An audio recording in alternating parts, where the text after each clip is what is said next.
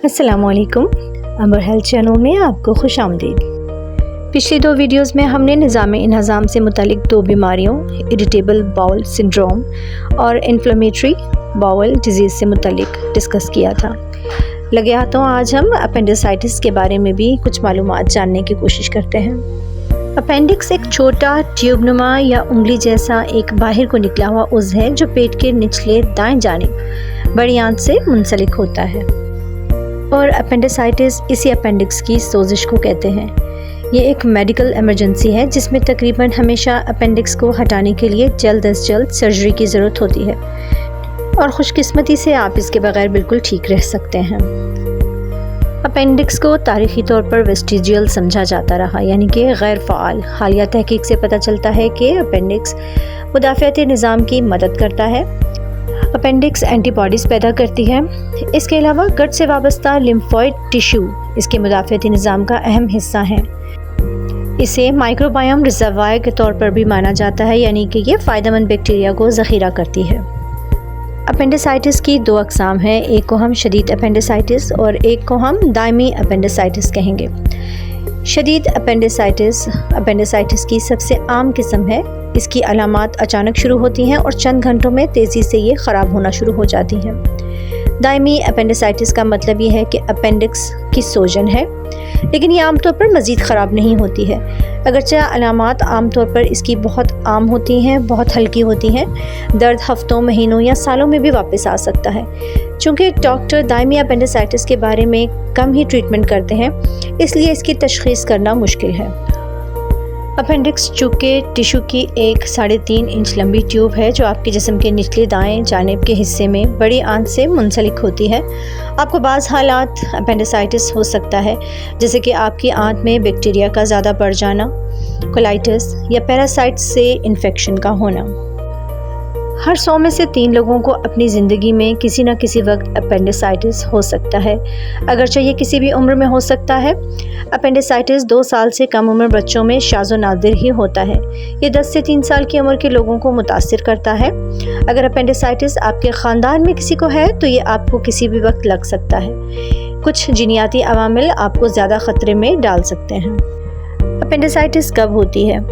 Appendicitis इस वक्त होती है जब अपेंडिक्स ब्लॉक हो जाता है। अक्सर पाखाने से कोई फॉरेन बॉडी या कैंसर या रुकावट इन्फेक्शन के नतीजे में भी हो सकती है, क्योंकि जिस्म में किसी भी इन्फेक्शन के नतीजे में अपेंडिक्स सूज सकता है। आइए जानते हैं इसके अलावा कौन से अवामिल हैं जो कि अपेंडिसाइटिस का सबब बन सकते हैं। सबसे पहली वजह जो हो सकती है वो है अपेंडिक्स की पथरी। पुराना पाखाना सूखकर सख्त पथरी में बदल सकता है, जो फिर आपके अपेंडिक्स के खुलने की जगह में फंस जाता है। चूँकि ये पत्थर बैक्टीरिया लिए होते हैं और आपके अपेंडिक्स के अंदर दूसरे बैक्टीरिया भी फंस सकते हैं, इसलिए उनसे सोजिश का इम्कान बढ़ जाता है।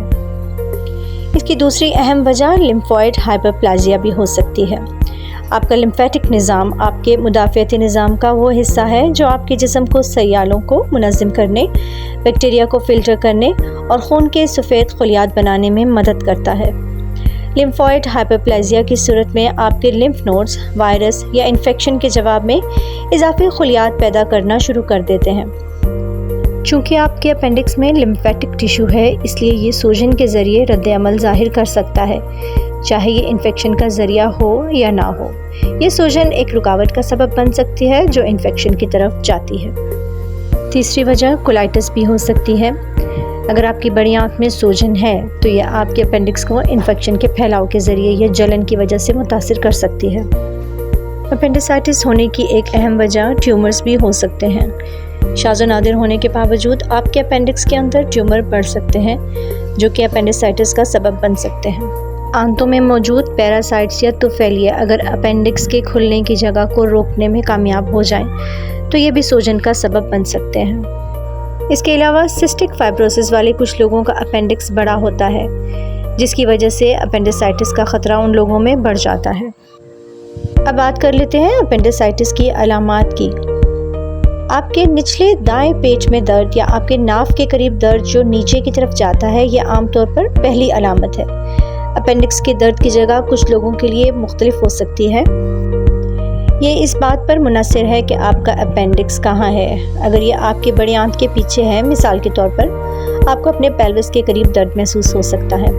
अगर आप हामिला हैं तो दर्द ज़्यादा शुरू हो सकता है, क्योंकि हमल के दौरान अपेंडिक्स हरकत कर सकता है। इसके अलावा भूख का ना लगना, पेट में दर्द शुरू होने के फ़ौरन बाद मतली और उल्टी का होना, फूला हुआ पेट, 99 से 102 फ़ारेनहाइट का बुखार, गैस पास करने में मुश्किल का सामना। अपेंडिसाइटिस की दीगर कम आम अलामात की बात करें तो आपके ऊपरी या निचले पेट, कमर या पिछले सिरे में कहीं भी हल्का या तेज़ दर्द हो सकता है। यूरिन पास करते हुए दर्द हो सकता है। अगर आपको इन अलामात में से कोई भी अलामत हो तो फ़ौरन डॉक्टर से मिलें। शदीद अपेंडिसाइटिस अचानक शुरू होता है और 24 घंटों में तेज़ी से फैलता है। बरवक्त तशख़ीस और इलाज ज़रूरी है। इस दौरान आपने कुछ नहीं खाना न पीना है और दर्द के लिए भी आपने कोई दर्दकश दवा नहीं लेनी। इसके अलावा आपने कोई एंटासिड इस्तेमाल नहीं करना, मोशंस के लिए कोई दवा इस्तेमाल नहीं करनी और हीटिंग पैड्स का इस्तेमाल बिल्कुल भी नहीं करना। अब बात करते हैं कि अपेंडिसाइटिस की तशख़ीस कैसे की जाए। अपेंडिसाइटिस की तशख़ीस मुश्किल हो सकती है। इसकी अलामात अक्सर गैर वाज़ेह या दीगर बीमारियों से मिलती जुलती हैं, जिसमें पेल्विस के मसाइल, मसाने या पेशाब की नाली का इन्फेक्शन, क्रोन की बीमारी, गैस्ट्राइटिस, गुर्दे की पथरी, आंतों में इन्फेक्शन और बेज़ादानी के मसाइल हो सकते हैं।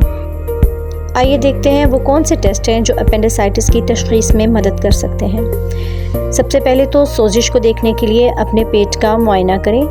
इसके अलावा यूरिन टेस्ट, यूरिन की नाली के इन्फेक्शन को मुस्तरद करने के लिए कि अगर यूरिन का इन्फेक्शन नहीं है तो उसका टेस्ट जो है वो नेगेटिव आएगा। मक़द के टेस्ट के लिए खून का टेस्ट, जिससे आपको ये पता चलेगा कि आपका जिस्म किसी इन्फेक्शन से लड़ रहा है। सीटी स्कैन ये तशख़ीस का सबसे दुरुस्त तरीका है। और अल्ट्रासाउंड पेल्विस की सोजिश की बीमारी, ओवेरियन सिस्ट या तौलीदी अज़ा को मुतासिर करने वाली दूसरी बीमारियों को मुस्तरद करने के लिए पेल्विस का मुकम्मल टेस्ट भी ज़रूरी है। आइए देखते हैं कि अपेंडिसाइटिस का इलाज कैसे किया जा सकता है। अपेंडिसाइटिस का इलाज तकरीबन हमेशा इमरजेंसी सूरत में किया जाता है। अपेंडिक्स को हटाने के लिए सर्जरी, जिसे अपेंडिक्टोमी कहा जाता है, अपेंडिसाइटिस के तकरीबन तमाम मामलात का मेयारी इलाज है। आमतौर पर अगर आपके डॉक्टर को शक है कि आपको अपेंडिसाइटिस है तो वो उसे फटने से बचने के लिए जल्दी से हटा देंगे। अगर आपको कोई फोड़ा है, आपको 2 तरीक़ेकार मिल सकते हैं। एक पीप और सयाल के फोड़े को निकालने के लिए और बाद में अपेंडिक्स को निकालने के लिए। लेकिन कुछ तहकीक से पता चला है कि एंटीबायोटिक्स के साथ शदीद अपेंडिसाइटिस का भी इलाज किया जा सकता है। आइए देखते हैं कि अपेंडिक्टोमी का तरीक़ाकार क्या होगा। आपका अपेंडिक्स निकालने से पहले आपको इन्फेक्शन से लड़ने के लिए एंटीबायोटिक्स दी जाएंगी। उसके बाद आपको आमतौर पर जनरल एनेस्थीसिया दिया जाएगा। आप सर्जरी से 8 घंटे पहले तक खाने पीने के काबिल नहीं होंगे, यानी कि आपको कुछ खाने पीने नहीं दिया जाएगा, लेकिन आपको आईवी ड्रिप्स के ज़रिए लिक्विड्स दिए जाते रहेंगे। अपेंडिक्टोमीज़ की 2 किस्में हैं, लेप्रोस्कोपी और ओपन सर्जरी। लेप्रोस्कोपी अपेंडिक्टोमी की सबसे आम किस्म है, क्योंकि ये जल्दी ठीक हो जाता है। सर्जरी के दौरान डॉक्टर्स आपके पेट को गैस से फूलने के लिए एक ट्यूब का इस्तेमाल करते हैं, ताकि वो आपके अपेंडिक्स को बेहतर तौर पर देख सकें। वो आपके अपेंडिक्स को 4 इंच लंबे कट के ज़रिए या लेप्रोस्कोप, जो कि एक बारीक दूरबीन जैसा आला है जो इन्हें आपके पेट के अंदर देखने में मदद देता है, उसके ज़रिए से हटा देंगे। अगर आपको पेरिटोनाइटिस भी है तो सर्जन आपके पेट को साफ़ करेंगे, पीप को हटा देंगे। सर्जन कट को तहलील करके या बाकायदा टांके से बंद करेंगे। अगर आपको टांके लगे हैं तो आपको सर्जरी के 7 या 10 दिन के बाद उन्हें हटाने के लिए आप अपने डॉक्टर से मिलने की ज़रूरत होगी। अगर कोई पेचीदगी नहीं होगी तो 24 घंटों के अंदर आप हॉस्पिटल को छोड़ सकते हैं। ओपन सर्जरी उस सूरत में होगी अगर आपका अपेंडिक्स पहले ही फट चुका है या अगर आपने माजी में पेट की खुली सर्जरी करवाई है, तो आपका डॉक्टर आपके पेट के निचले दाएं जाने पे एक बड़ा कट लगाएगा।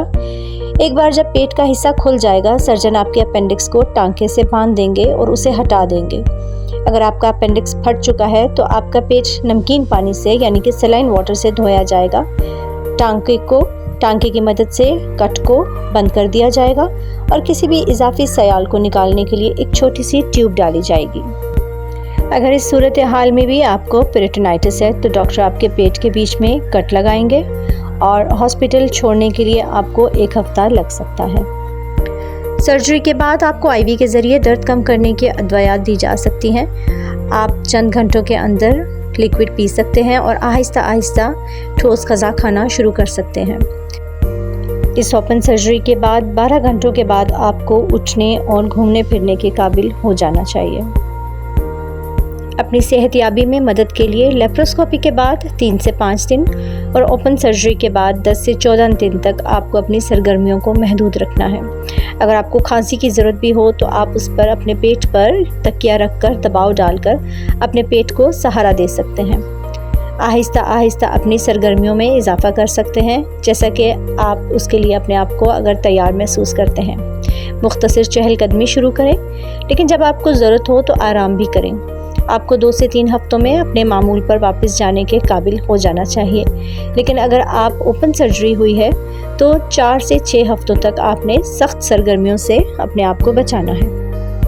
अपेंडिक्टोमी के बाद अगर आप महसूस करें कि आपको बेकाबू उल्टी, पेट के दर्द में इजाफा, चक्कर आना, बेहोशी का एहसास, पेशाब में खून, जिस जगह से डॉक्टर ने आपका ऑपरेट किया है या पेट काटा है वहाँ पे लाली या दर्द, बुखार, ज़ख़म में पीप, तो उसके लिए आप अपने डॉक्टर से ज़रूर रुजू करें।